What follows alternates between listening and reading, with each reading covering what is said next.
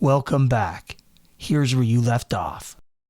Spoilers ahead for chapters 21 through 26 of Expeditionary Force Book 18 Gateway. We are wrong. This is the first time in my entire lifetime I'm wrong. And I wouldn't say it's the first time, but it might be the first time my that you hit rate admitted is it. more than You might have admitted more than it. 500, so it's all good. But we are wrong in this one. We're saying we in this one because you were wrong too. So that's what I'm saying. It's very rare that I'm wrong.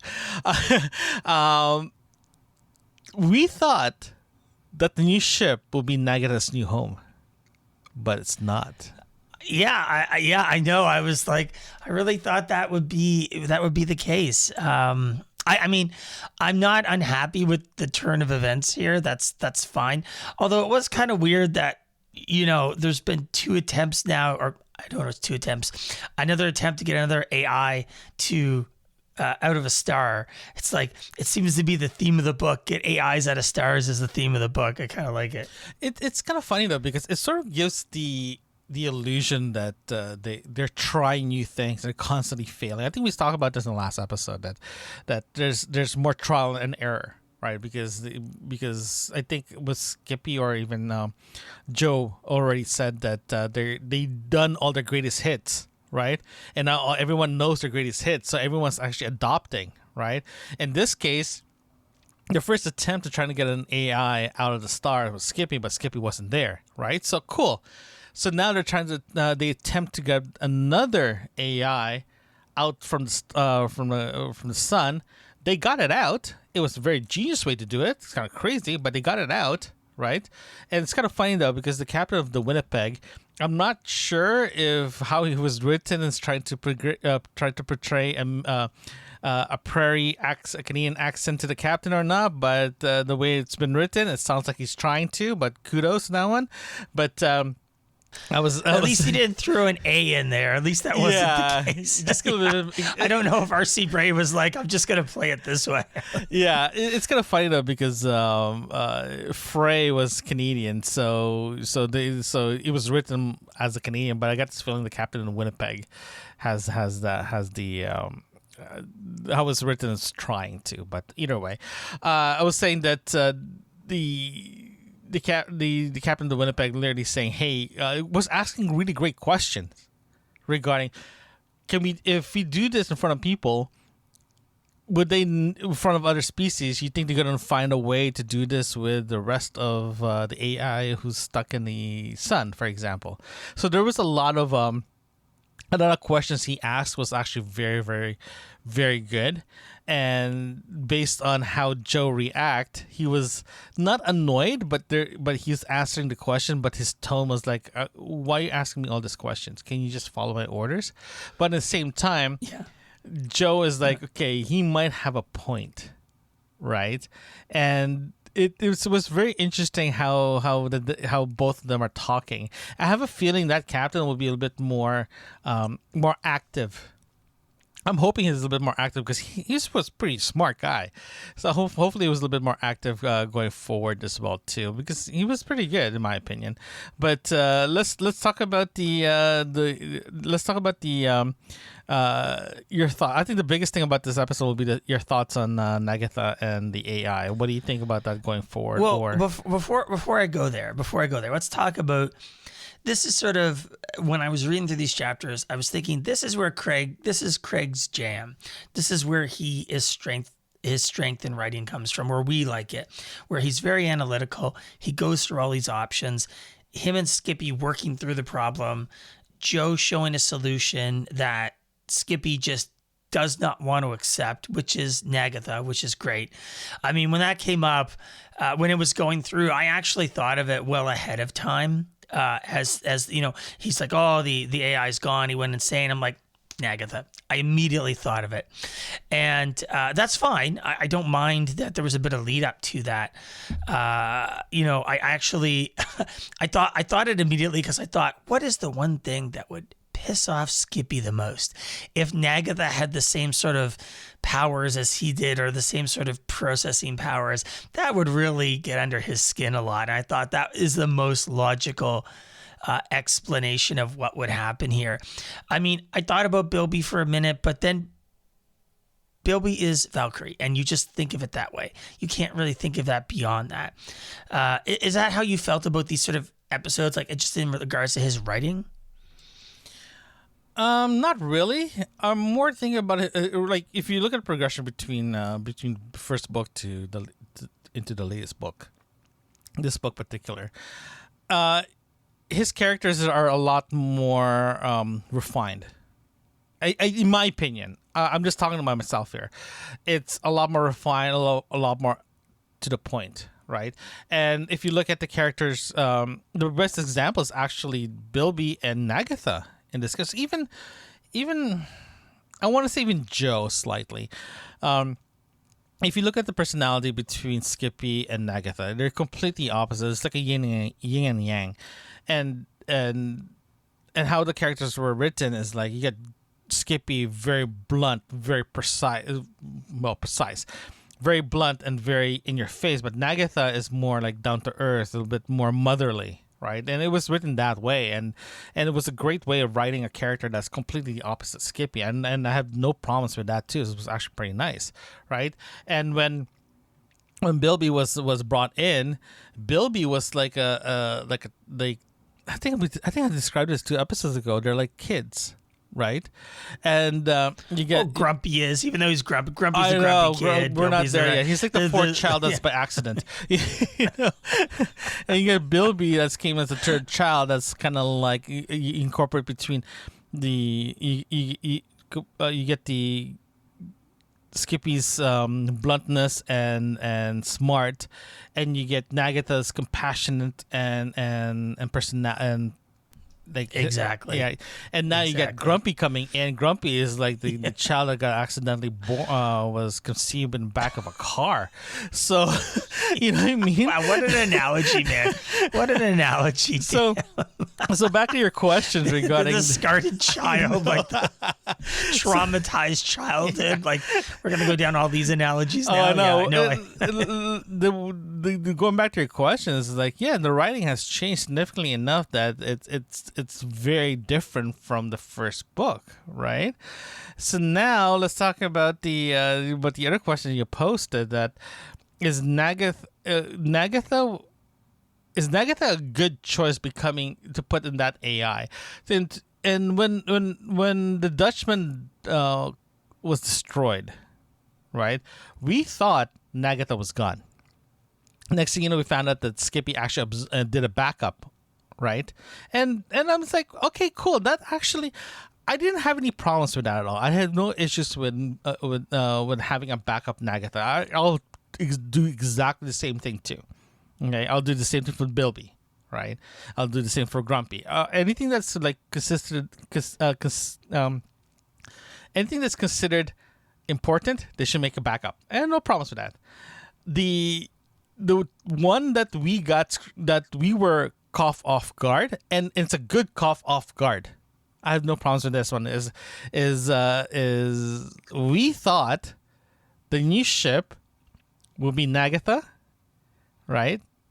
And we thought that was going to be a way for Nagatha to come back. When we found out the canister was working, but there's no executive high function on the AI, I literally read that part. I literally dropped my book and I'm like, no. Could it be?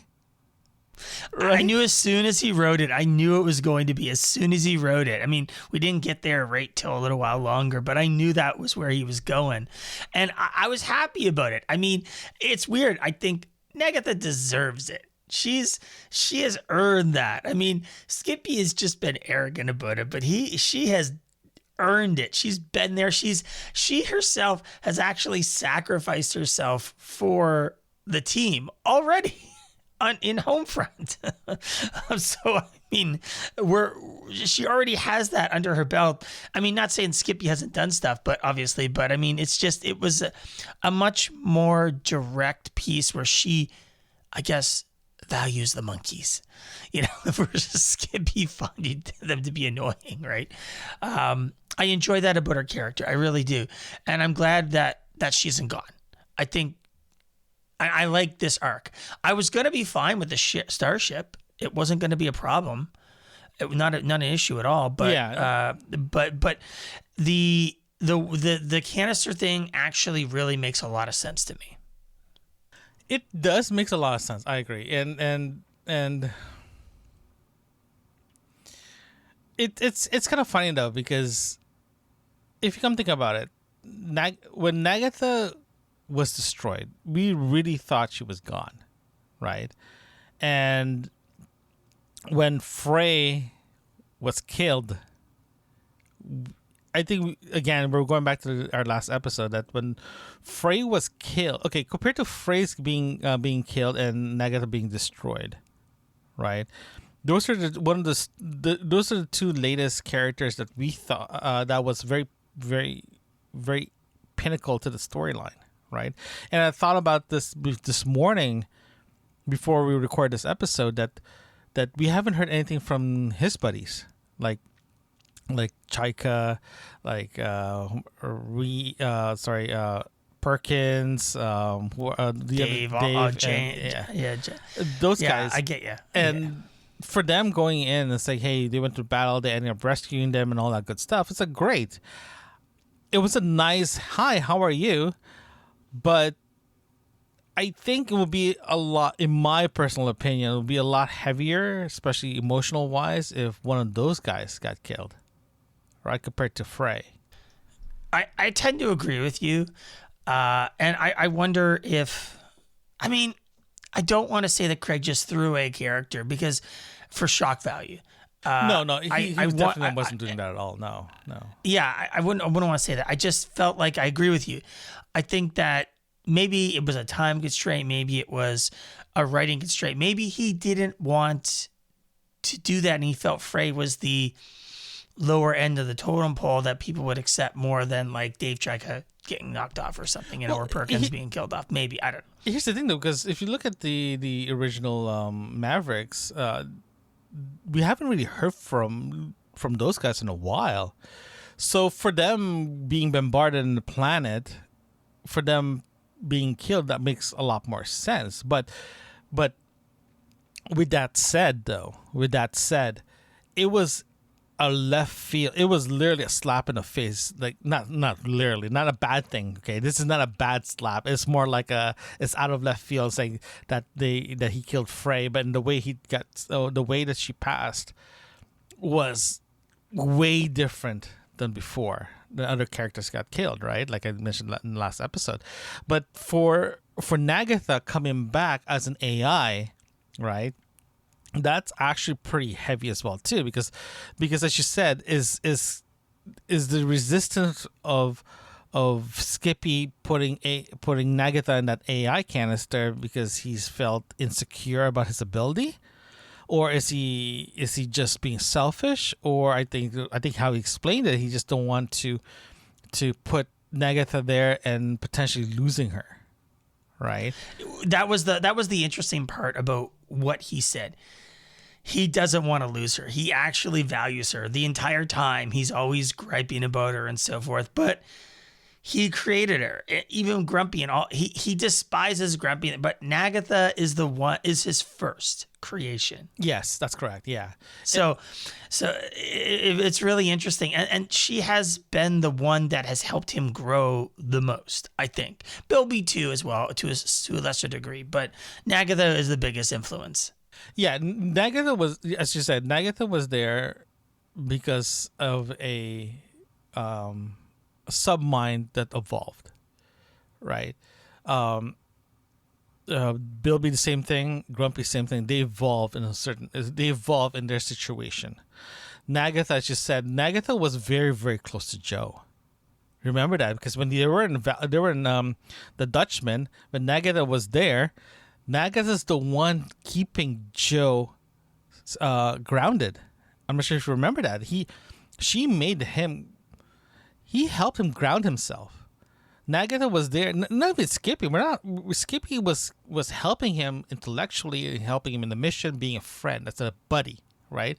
Nagatha became the mother figure of Joe, for Joe, because Nagathos was there. It's like, you need to eat this, you need to do this, and there's a relationship there that Joe did not. I don't know. I wouldn't necessarily say it was Nagatha. I'd more say it was. I see Nagatha. It's remember, Nagatha was there for every single situation that affects Skippy, affects the crew. Sims was the one really griping on him about his eating habits. Yeah, Come on. I agree with you. Sims was the ones who was really like, he'd be like, "Don't tell Sims." Like, I mean, I get your point. I'm not arguing the point terribly. I'm just saying that if you're asking me to look at who would, in later books when Sims was sort of gone, Nagatha took over that role. But I would say Sims was the main person. Yeah, that's fine. But now we're put in a situation that if you put Nagatha on a beer can and says, "By the way, you're an AI now. You're the body of an ancient AI, like an elder AI, right?" And next thing you know, she's like, "Oh, I can do this. Oh, I can do that." But the thing that we keep forgetting, though, if you put Nagatha in that AI canister and plop it into that thing, right? You think she's gonna be that thing now, that thing that can destroy the outsider. You know what I'm talking about. This is why it's very, very important for us to talk about this. I mean, we're sort of talking about what's going to come next now, and Skippy being, what did it call him? The infected or the unacceptable thing? The infected. He's considered infected. Yeah. So why did it consider him to be that way? What about Skippy was so wrong?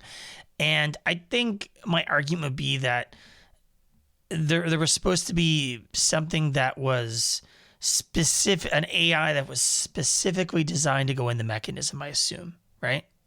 Does that make sense? The canister will fit. They already did that. It's just the firmware is not compatible with the existing hardware.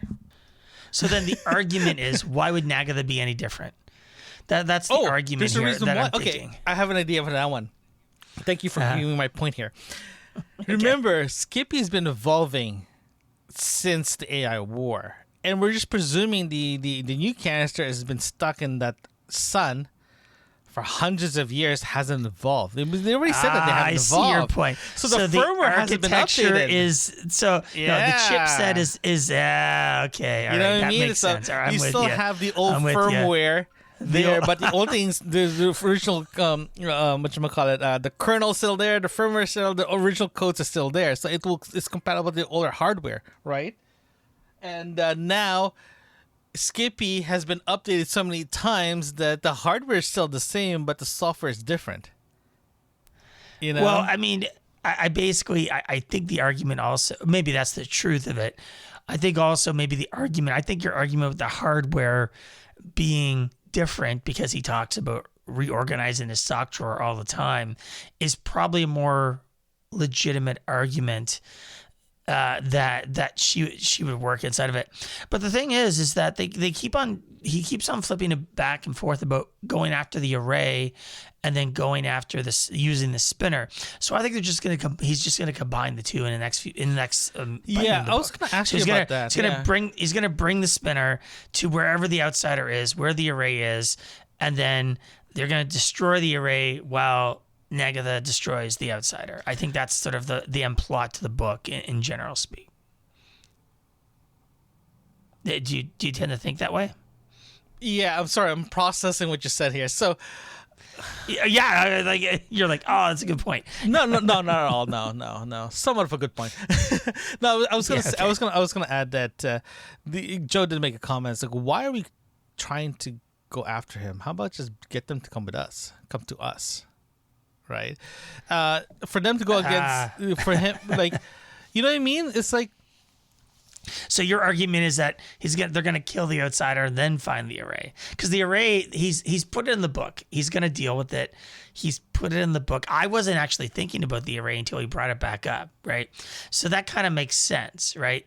It's sort of like destroying the wormhole before it's created, or dealing with it, or more arguably, the outsider opens up the thing and other outsiders come through and then Nagatha has to use a spinner to destroy them, being a big old battle. I mean, that sort of makes sense to me as well. Okay, if you're in Joe's position here, would you destroy the array before the outsider, or would you destroy the outsider then the array? The array first. Okay. I agree with you. I would definitely destroy the array first, because the array was originally designed to contact them. Hey, come over, right? It's a telephone, right? And the spinner is there to it's the gate. It's the alarm clock. It's not the clock. Sorry. The weapon is the bat that tried to stop the crooks to come in the house, right? So for Joe, priority is to destroy the array first. Makes a lot of sense.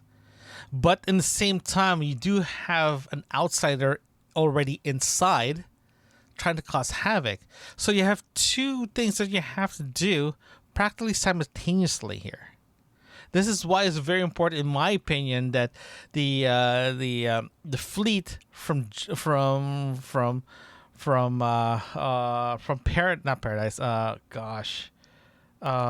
Jaguar is going to be very, very important in this case. It's going to be very, very important. Yeah. So you just want to take out the array first so that it removes its tactical advantage. Yeah. Right? Oh, you only have to deal with one in doing that. How about this though? What happened? What do you think about this? This is a prediction going forward between this. I'm gonna rubber stamp this. This is my prediction. Okay, you can quote me on this one too. I have a feeling that Joe and Valkyrie were gonna go deal with the array, right? And you have the fleet with Nagatha dealing with the outsider. It's going to be two plots running in the same time. What do you think about my... Oh, that's a good one.